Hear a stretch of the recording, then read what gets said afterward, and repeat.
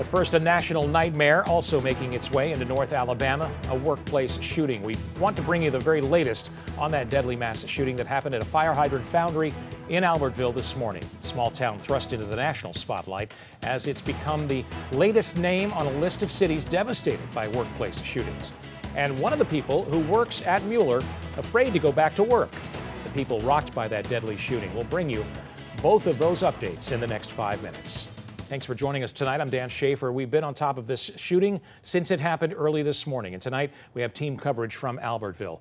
WAAY 31's Nicole Zedek spoke with a few of those people whose lives were changed in a matter of seconds. But first, we begin our team coverage with WAAY 31's Alex Torres-Perez. She has a look at how people in Albertville are dealing with the mass shooting.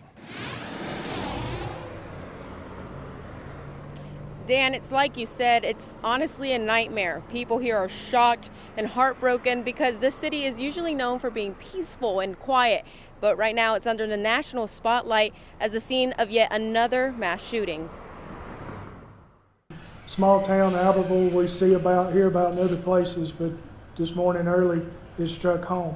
Albertville Police Chief Jamie Smith says he, along with other members of the department, are heartbroken. 2 people died and 2 others were injured after a mass shooting at the Mueller plant. It's something we don't have to deal with, luckily, every day. The suspected shooter, Andreas Horton, was also found dead from a self-inflicted gunshot wound in Gunnersville. Officials now working to figure out a motive to try and give some type of relief to the victims and their families. The community is also coming together, showing their support on social media for those impacted. The chief says he knows together they'll be able to move forward. Tough times. We'll get through it. We're a strong community. Now, right now, we are in the early stages of the investigation, but the Albertville Police Chief says they do expect to have a motive in the next coming days.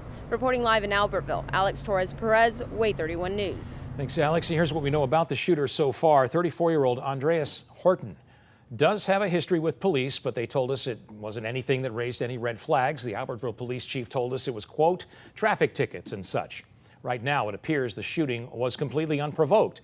Horton has no history of problems with employees. Today, he shot 2 people to death and injured 2 more before taking his own life.